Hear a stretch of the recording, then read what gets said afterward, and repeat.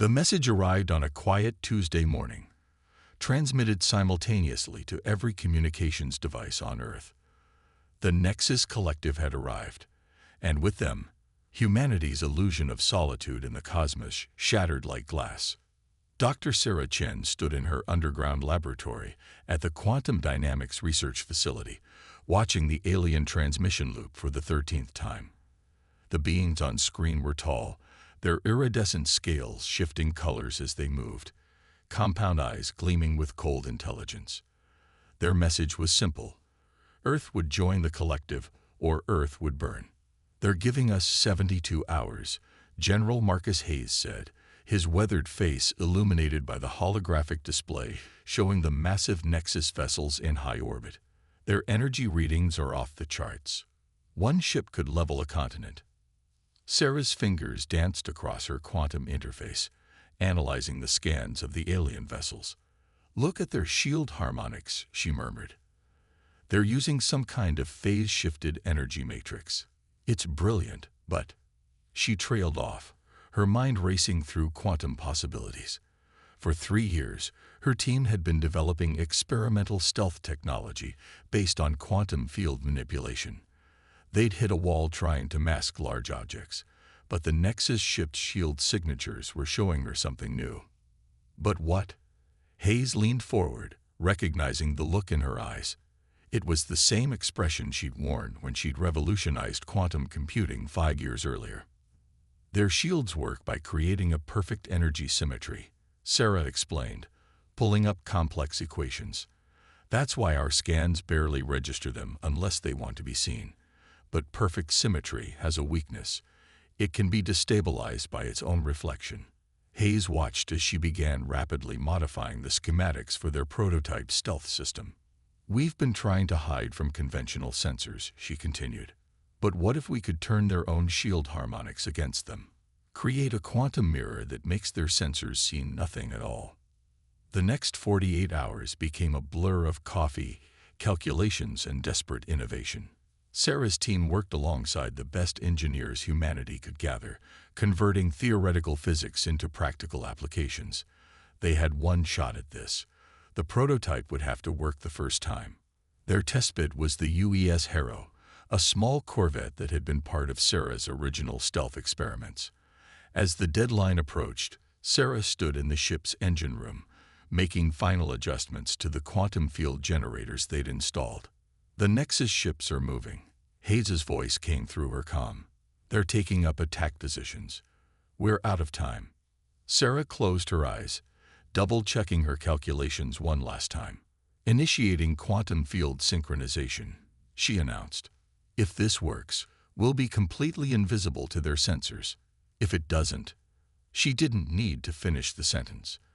The ship hummed as the quantum field came online. On their sensors, the Harrow simply ceased to exist. But that was only part of the equation. They needed to test it against actual Nexus sensors. They got their chance sooner than expected. A Nexus scout ship dropped out of FTL barely a kilometer from their position, beginning its sensor sweep of the area. Sarah held her breath, watching the alien vessel through their viewports, while her instruments monitored its scanning beams.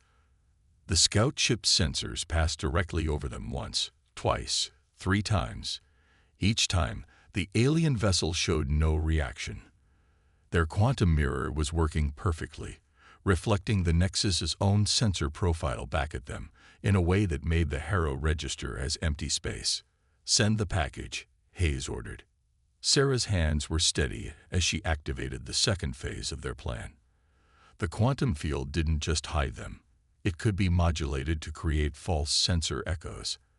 As she adjusted the field harmonics, the Nexus scout ship sensors suddenly detected what appeared to be a massive asteroid on collision course with their main fleet. The reaction was immediate. The scout ship transmitted an emergency warning, and the Nexus fleet began to reposition, their perfect formation breaking apart as they moved to avoid the non-existent threat. "It worked," Sarah whispered. Then louder, "It worked." Their own shield technology makes them uniquely vulnerable to quantum deception. We can't just hide from them. We can make them see whatever we want them to see. Hayes was already coordinating with military command. Within hours, more ships would be fitted with the quantum mirror technology. The Nexus Collective had expected Earth to submit or burn. Instead, they'd given humanity the key to their own undoing. As Sarah watched the Nexus ships scramble to avoid a phantom threat, she couldn't help but smile. They'd come to Earth expecting to find primitive beings they could easily dominate. They were about to learn that humanity's greatest strength wasn't in our weapons or our shields, but in our ability to take an enemy's greatest advantage and turn it into their greatest weakness. The war that followed wouldn't be fought with brute force. It would be won with shadows and reflections, with quantum ghosts and digital deceptions. Humanity was about to teach the galaxy that sometimes the deadliest force isn't the one you can see coming. It's the one that was there all along, hiding in plain sight. 3 months after humanity's first encounter with the Nexus Collective, Project Spectre took shape in a hidden asteroid facility orbiting Jupiter. Dr. Sarah Chen stood before the massive viewing window, watching as construction drones swarmed around the sleek hull of humanity's newest weapon, the HSS Wraith. "She's beautiful," Captain Maya Rodriguez said, joining Sarah at the window. The veteran spacer had been handpicked to command the Wraith, her years of experience in stealth operations making her the perfect choice for this unprecedented mission. "Beautiful and deadly," Sarah replied, reviewing the latest test data on her tablet. "We've incorporated everything we learned from the Harrow's success. The quantum mirror system doesn't just hide a ship anymore. It can create multiple phantom signatures simultaneously." The Wraith was unlike any vessel ever built by human hands. Its hull was composed of adaptive metamaterials that could alter their molecular structure in response to quantum field fluctuations. Every system was designed to operate in perfect quantum harmony, making the ship less detectable than the empty space around it. Below them, in the ship's main engineering bay, Dr. James Kumar was conducting the final calibration of the quantum core. "The Nexus shields operate on a predictable frequency pattern," he explained to his team. "They never expected anyone to be able to analyze and replicate it. That's what makes our countermeasures so effective." The engineering team had discovered that the Nexus Collective's technological superiority had led to complacency. Their ships all used standardized systems, making them uniformly vulnerable to the quantum mirror technology. Every transmission they sent, every scan they performed, could be turned into a weapon against them. Captain Rodriguez walked the halls of her new command, memorizing every detail. The Wraith's interior was sparse, optimized for stealth operations. The crew would be small, just 20 of the best operators Earth could provide. They couldn't risk the quantum harmonics being disrupted by too many human biosignatures. "Latest intelligence from the frontier," General Hayes announced, joining them in the command center. "The Collective is expanding their territory aggressively. 3 more civilizations have been forced into submission in the past week. They're calling it protective incorporation." Sarah's jaw tightened. The Nexus Collective's version of protection was little more than technological subjugation. They provided advanced technology to their new members while installing control systems that could shut down entire planets if they showed any sign of rebellion. "Show me their expansion pattern," Rodriguez requested. The holographic display lit up with a map of known space, showing the Collective's territory spreading like a virus. "They're methodical. Each new acquisition provides them with resources to fuel further expansion. And that's why the Wraith is so important," Sarah said, pulling up the ship's mission parameters. "We're not going to fight their fleets head-on. We're going to disrupt their entire system of control." The plan was audacious. The Wraith would use its advanced stealth capabilities to infiltrate Nexus space, gathering intelligence, and striking at key infrastructure. But more importantly, it would demonstrate that the supposedly invincible Collective could be hurt. "They rely on fear," Rodriguez noted, studying the mission briefings. "The belief that their technology makes them untouchable. We're going to show everyone they've subjugated that the giants have glass jaws." The next week was spent running increasingly complex simulations. The Wraith's systems proved more effective than anyone had dared hope. In one test, it created the sensor signature of an entire Phantom fleet, complete with false communications traffic. In another, it perfectly mimicked the energy signature of a Nexus capital ship, potentially allowing it to slip into their most secure facilities. Final system check complete, Kumar reported on launch day. Quantum harmonics are stable. Mirror arrays are operating at 100% efficiency. She's ready. Sarah stood in the launch control center, watching as the Wraith prepared for its first real mission. The ship would be testing its capabilities against an actual Nexus patrol, gathering data on their latest sensor configurations. Remember, she told Rodriguez over the comm, the quantum mirror isn't perfect. If they realize something's wrong and change their shield frequencies fast enough, you could become visible. Don't get overconfident. Rodriguez's voice was steady as she replied, "Don't worry, Doc. We're going to be ghosts, the kind that haunts an empire to its grave." The Wraith glided out of its berth, its hull already beginning to shift and adapt. On every sensor screen in the facility, the ship simply vanished. No trace, no signature, nothing to suggest that humanity's greatest technological achievement was about to slip into the heart of enemy territory. As the Wraith disappeared into the darkness of space, Sarah thought about the message they were about to send to the Nexus Collective. They had come to Earth expecting to find primitive beings they could easily dominate. Instead, they had found humans, adaptable, innovative, and more than capable of turning an enemy's strength against them. The ghost ship that would shatter an empire had begun its hunt, and the Nexus Collective would never see it coming. The Nexus Command Center on Outpost Station 7 hummed with activity as controllers monitored shipping lanes and patrol routes. None of them noticed when their primary quantum relay began transmitting data to a ghost in their system. The HSS Wraith hung silent in space, less than a kilometer from the station, its quantum mirror systems perfectly replicating the background radiation of space. "Download complete," Dr. Kumar reported from his engineering station. Their latest encryption protocols, patrol schedules, and, this is interesting, internal reports about unexplained system failures across 3 sectors. Captain Rodriguez studied the data flowing across her screens. After 2 weeks of operations in Nexus space, the Wraith had gathered more intelligence than all of Earth's previous efforts combined. But information wasn't their only objective. "They're getting nervous," she observed, noting the increased patrols and security protocols. 6 major facilities have reported critical failures in the past week. As far as they can tell, their systems are just misbehaving. The Wraith had struck like a phantom, using its quantum mirror technology to confuse and disable Nexus facilities without ever being detected. A slight modification to shield harmonics here, a corrupted data stream there, small changes that cascaded into system-wide failures. New priority transmission. Lieutenant Park announced from communications. A Nexus battle group is responding to a distress call from mining colony Beta. Apparently, their atmospheric processors are malfunctioning. Rodriguez smiled.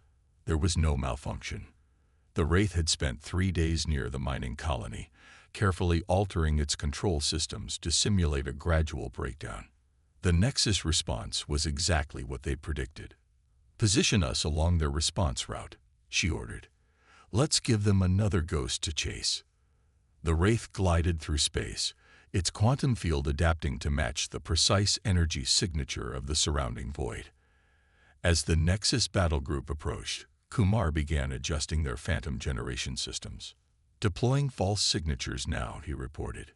3 distinct energy patterns, matching known resistance vessel configurations. On the Nexus ship's sensors, it appeared that a small group of rebel vessels had emerged from FTL, apparently attempting to take advantage of the mining colony's distress. The battle group's reaction was immediate and predictable. "They're splitting their forces," Park reported with satisfaction. 2 heavy cruisers are breaking off to pursue our Phantoms." It was a dance the Wraith's crew had perfected. The Phantom signatures led the Nexus ships on a wild chase, always staying just within sensor range, but never quite close enough for visual confirmation. Meanwhile, the real target was the mining colony itself. "Begin transmission," Rodriguez commanded. The Wraith's communications array activated, broadcasting on frequencies that the Nexus's own control systems would interpret as legitimate update protocols. The carefully crafted data packages would lie dormant in the colony's systems for weeks before activating, gradually weakening the Nexus's grip on the facility. Back on Earth, Dr. Chen and her team monitored the Wraith's progress through quantum-encrypted channels. Each successful operation provided new data to refine their technology further. But more importantly, each strike proved that the mighty Nexus Collective wasn't as invincible as they claimed. "They're starting to see patterns," General Hayes noted during a briefing. "Not in our operations. They still haven't detected the Wraith itself. But they're realizing that their control isn't as absolute as they thought." Sarah nodded, reviewing the latest intelligence. "That's exactly what we want. The Nexus built their empire on the belief that their technology made them unstoppable. Now that technology is becoming unreliable. That belief is cracking." The effects were spreading beyond the directly targeted facilities. Throughout Nexus space, subjected worlds were watching their oppressors struggle with increasingly frequent technical difficulties. Hope, long suppressed by the Collective's technological superiority, was beginning to stir. "Message from the Wraith," an aide announced, handing Sarah a secure tablet. "They've discovered something in the mining colony's databases, star charts showing the locations of other civilizations that have been resisting Nexus expansion. Potential allies," Hayes mused, "if we can show them that the Collective isn't invincible." Sarah was already calculating the possibilities. "We can share our quantum mirror technology, not the advanced version on the Wraith, but enough to help them hide their movements, protect their worlds." The Nexus Collective had spent centuries building an empire based on technological domination. They never considered that the same standardization that made their systems so efficient would also make them universally vulnerable. Every world they conquered, every species they subjugated, had provided them with more resources, more territory, more power. But now that power was becoming a weakness. The Wraith moved through their space like a ghost, seeding doubt and dysfunction wherever it went. And in its wake, the first sparks of revolution were beginning to ignite. In her quarters aboard the Wraith, Captain Rodriguez recorded her latest mission log. "The Nexus built their empire by convincing everyone they were gods. We're showing the galaxy that they're just bullies with fancy toys. And like all bullies, they don't know what to do when their victims stop being afraid." The Wraith continued its hunt, invisible and untouchable, while the mighty Nexus Collective began to fear shadows in their own systems. The empire that had thought itself invincible was about to learn that their greatest nightmare wasn't a fleet of warships. It was a single ghost that could be everywhere and nowhere, turning their own power against them. The crystalline spires of Lyra Prime sparkled in the light of 3 suns, their surfaces reflecting the chaos unfolding in the streets below. The Nexus Control Center, once the symbol of their absolute power, now stood dark and silent. Its systems had mysteriously failed 2 days ago, and with them, the Collective's grip on the planet had begun to slip. Captain Rodriguez watched from the Wraith's observation deck as Lyran ships rose from the surface, their crews finally free to move without Nexus oversight. "Another world slips through their fingers," she said, satisfaction evident in her voice. "How many does that make now?" 7 major worlds in the past month alone," Kumar replied, monitoring the quantum interference patterns they planted throughout the sector. "The Nexus can't maintain control when their systems keep experiencing unexplained failures. Their entire empire is built on technological dominance. Take that away, and it all starts to crumble." The liberation of Lyra Prime marked a turning point in their campaign. The Lyrans were master shipwrights, their vessels renowned throughout known space. With their specialized knowledge now free from Nexus control, the resistance movement gained not just allies, but the means to outfit more ships with quantum mirror technology. "Incoming transmission from Earth," Lieutenant Park announced. "Dr. Chen reports successful testing of the simplified quantum mirror systems. They're ready for distribution to our allies. The simplified systems weren't as sophisticated as the Wraith's technology, but they didn't need to be. They provided enough capability to hide ships and installations from Nexus sensors, giving oppressed worlds a fighting chance to break free. New activity at the Nexus response fleet, Park reported suddenly. They're withdrawing. Long-range sensors show similar movements across 3 adjacent sectors. They're pulling back to their core systems. Rodriguez studied the tactical display, watching as Nexus ships abandon their patrol routes. They're consolidating their forces. They can't trust their sensor networks anymore, so they're trying to protect what they consider most vital. It was exactly what Earth's strategists had predicted. The Nexus Collective, faced with growing instability and uncertainty, would retreat to defend their central worlds. But in doing so, they would leave their outlying territories vulnerable. Territories filled with species who had suffered under their rule. Message from the Lyran High Council, Park announced. They're offering their shipyards and technical expertise to the Resistance. They want to begin immediate production of vessels equipped with quantum mirror systems. The Wraith's next mission was already taking shape. While the Lyrans began converting their shipyards, the Ghost ship would penetrate deeper into Nexus space, targeting the command and control networks that kept their remaining territories in line. Dr. Chen's latest update includes specifications for a new quantum protocol, Kumar said, reviewing the technical data. She's found a way to use the Nexus's own communication relays to spread our interference patterns. We won't even need to visit each facility anymore. Their own network will carry our phantom code for us. The implications were staggering. Every transmission the Nexus sent would potentially carry the seeds of their own system's disruption. Their obsession with standardization and control was becoming their greatest vulnerability. Back on Earth, Sarah Chen stood before the United Earth Council, presenting the latest results of their campaign. The Nexus Collective is facing a crisis they never prepared for, she explained. Their technology, which they used to dominate others, is now being turned against them in ways they can't counter without completely rebuilding their entire infrastructure. General Hayes added his own assessment. They're losing control of their outer territories, their supply lines are in chaos, and their leaders are starting to turn on each other. Each sector governor is implementing their own security protocols, breaking the standardization that made their empire so efficient. The council chamber's displays showed the steady spread of liberated worlds. Each point of light represented another population throwing off the chains of Nexus control, another potential ally in the growing resistance. We've received messages from 12 more species requesting our help, Hayes continued. The Lyrans aren't the only ones with valuable skills to contribute. The Mareth are experts in energy systems. The Volturi understand spatial mechanics in ways we're just beginning to grasp. Together, we're stronger than the Nexus ever was. Aboard the Wraith, Rodriguez gathered her crew for their next mission briefing. The tactical display showed their most ambitious target yet, a primary data hub controlling an entire arm of the galaxy. The Nexus thinks technology makes them superior, she told her team. We're going to remind them that technology is just a tool. It's how you use it that matters.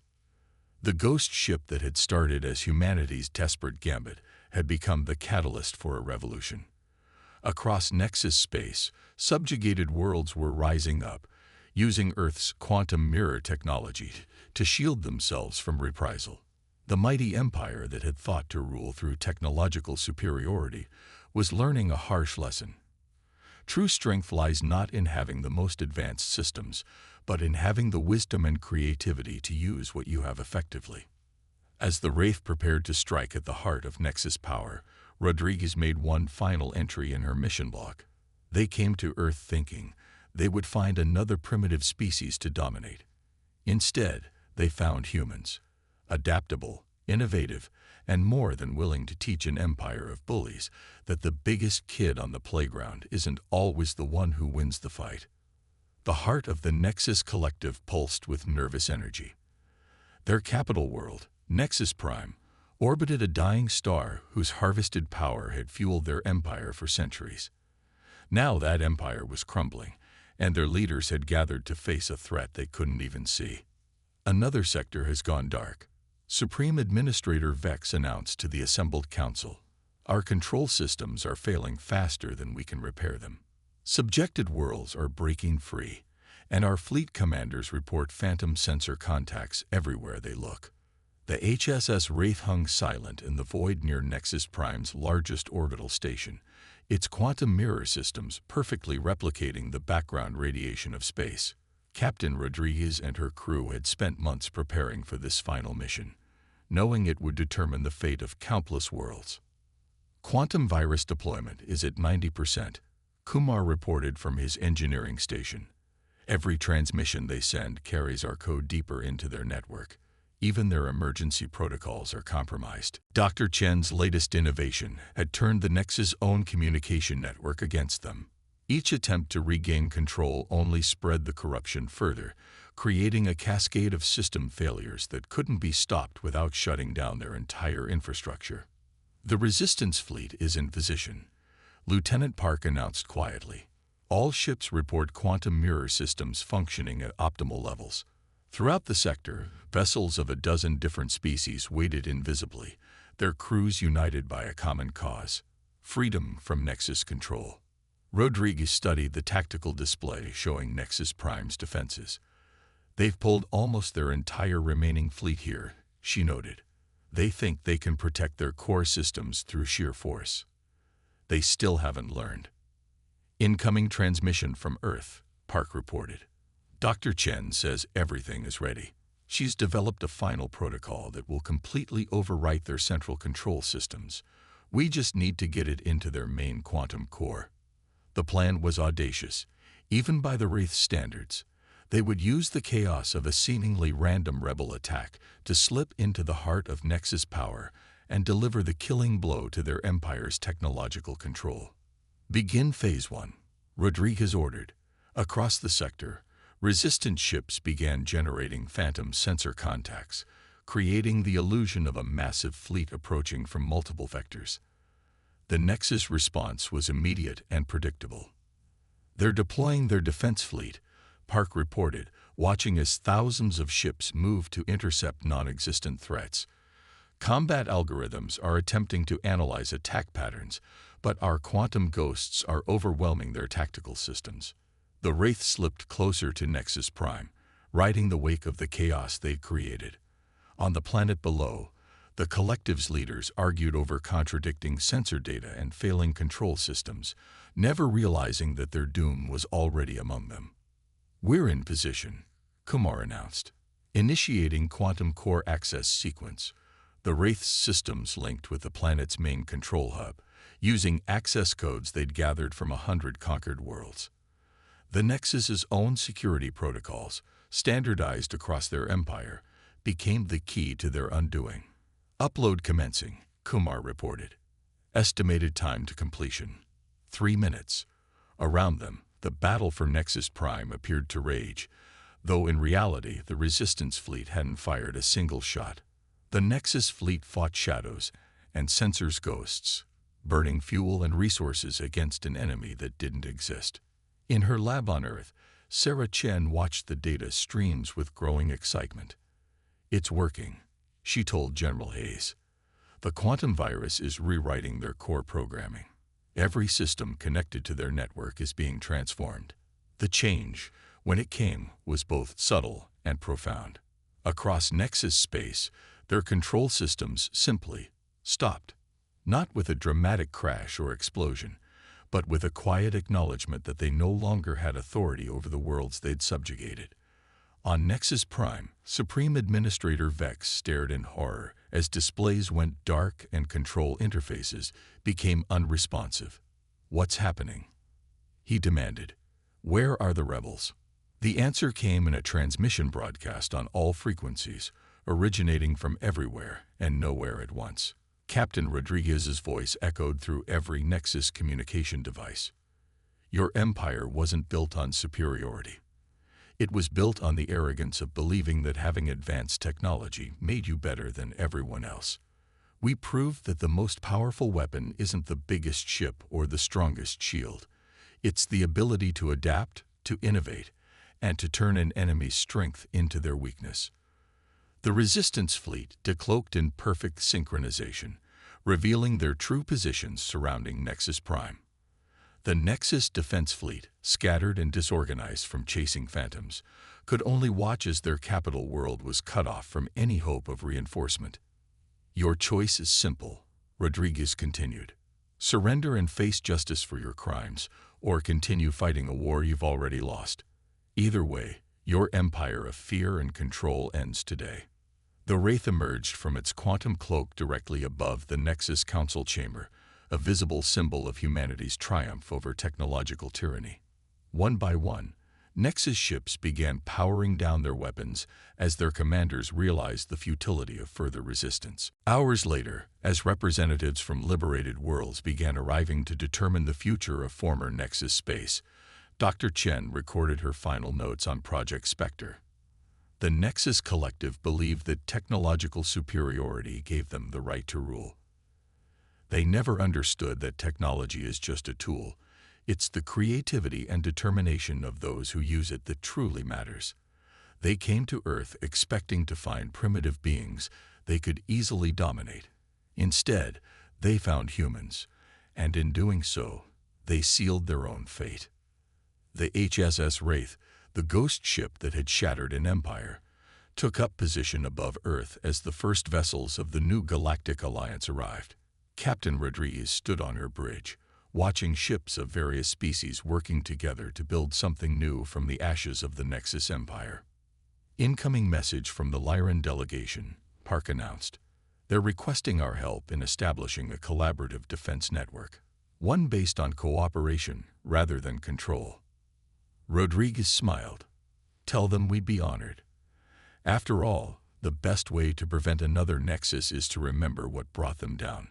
Not superior technology, but the courage to stand together and the wisdom to use what we have in ways they never imagined." The quantum mirror technology that had once been humanity's desperate gambit became the foundation for a new age of exploration and cooperation. The ghost ship that had haunted an empire's dreams became a symbol of hope, a reminder that true strength lies not in domination, but in the power of innovation, determination, and the unbreakable spirit of those who dare to fight for freedom.